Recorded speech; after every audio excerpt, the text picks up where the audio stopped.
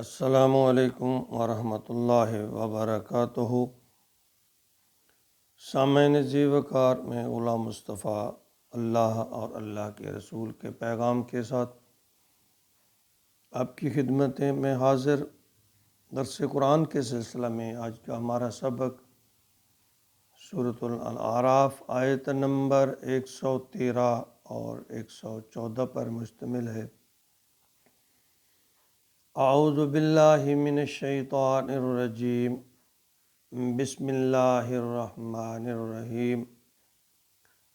وجاء السحرۃ فرعون قالوا انا لنا لاجرا ان كنا نحن الغالبین قال نعم وانکم لمن المقربین۔ پچھلی آیت میں اللہ رب العالمین نے فرمایا کہ فرعون اور اس کے سرداروں اور دوسری طرف حضرت موسیٰ علیہ السلام میں یہ طے پایا کہ حضرت موسیٰ اور اس کے بھائی ہارون اور جادوگروں کے درمیان ایک مقابلہ ہوگا۔ اس کے لیے دن اور جگہ کا انتخاب کر لیا گیا۔ ان کے ذہن میں تھا کہ ہمارے پاس بڑے بڑے جادوگر ہیں اور ہم موسیٰ کو تو ایسے ہی شکست دے دیں گے یا کم از کم اپنی شرمندگی کا بدلہ تو لے سکیں گے۔ یہاں ایک بہت ہی اہم بات سمجھنے والی ہے کہ دنیا کی پجاریوں کی نظر دولت پر ہوتی ہے، جبکہ اللہ والوں کا بھروسہ اور تقویٰ اللہ رب العالمین کی ذات پر ہوتا ہے۔ جیسا کہ تقریباً ہر پیغمبر اور رسول نے یہ فرمایا کہ ان اجریہ الا علی اللہ، کہ میرا بدلہ تو صرف اللہ ہی کے پاس ہے، مجھے دنیا کوئی غرض نہیں، میں تو اپنا بدلہ صرف اللہ سے لوں گا۔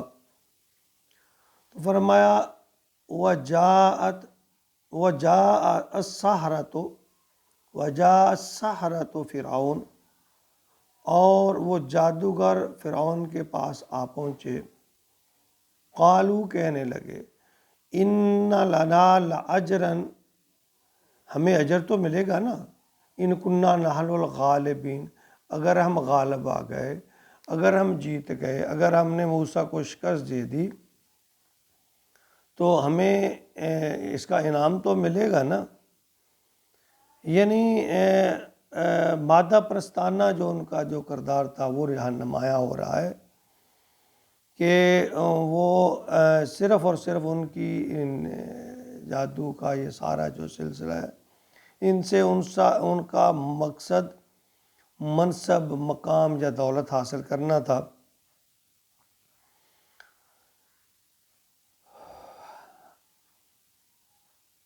تو حضرت موسیٰ علیہ السلام نے ان لوگوں کے مطالبہ کے سامنے جو نشانیاں دکھائی تھیں، ان کے سلسلہ میں موسیٰ علیہ السلام کو کچھ دنیاوی مفاد نہیں تھا، نہ وہ فرعون کو مرعوب کرنا چاہتے تھے، نہ کوئی انعام کا لالچ تھا۔ وہ تو اللہ کا پیغام لوگوں تک پہنچانا چاہتے تھے۔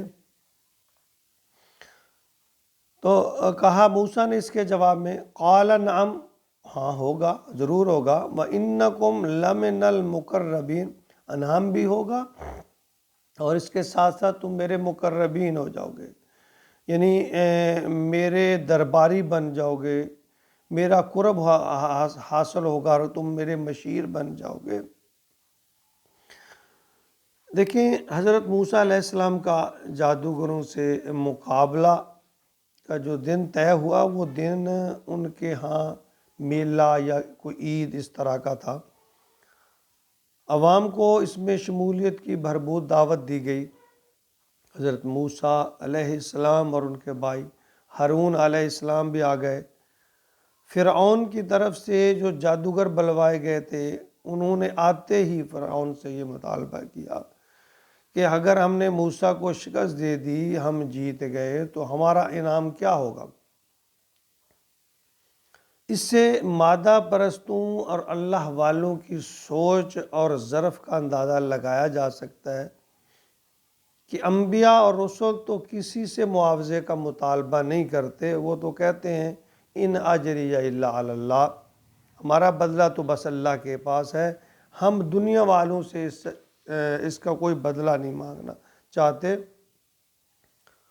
تو فرعون کے لیے تو اس کی بقا کا مسئلہ تھا نا، کہ انہوں نے جادوگروں سینا مکرام کے ساتھ ساتھ یہ وعدہ کیا کہ میرے دربار میں وہ مقربین ہو جائیں گے، یعنی جو اس کی ہزیمت تھی، جو شرمندگی تھی، اس کو ہر یعنی طریقے سے فرعون اس کو ختم کرنا چاہتا تھا، اپنی عزت کو بحال کرنا چاہتا تھا۔ یہ تو اللہ کی حکمت ہے، اللہ جس کو جب جہاں چاہے عزت دیں، اللہ جب چاہے ذلت دے دیں، ذلیل کر دیں، چاہے تو معمولی سی چیز سے کسی بڑے سے بڑے عزت دار کی عزت کو خاک میں ملا دیں، اور چاہے تو معمولی سے آدمی کو بڑے سے بڑے کے آگے عزت دار بنا دیں۔ یہ اللہ کے ہاتھ میں ہے، یہ عزت اور ذلت کا مالک وہ ہے۔ تو انسان کو صرف دنیا کی خاطر، دنیا کی دولت کی خاطر اپنا ایمان ضمیر کا سودا نہیں کرنا چاہیے، حق اور سچ پہ ڈٹ جانا چاہیے۔ زندگی کا مالک بھی اللہ ہے اور موت کا مالک بھی وہ ہے۔ اگر ایمان کی حالت میں موت آ گئی تو انسان سرخرو ہو گیا، ورنہ اگر دولت کے پیچھے لگا، دنیا کے پیچھے لگا، اپنی جان کے ڈر پہ پیچھے لگ گیا، دنیا بھی گئی اور آخرت بھی گئی۔ اللہ رب العالمین ہمیں ایمان میں استقامت نصیب فرمائے، آمین یا رب العالمین۔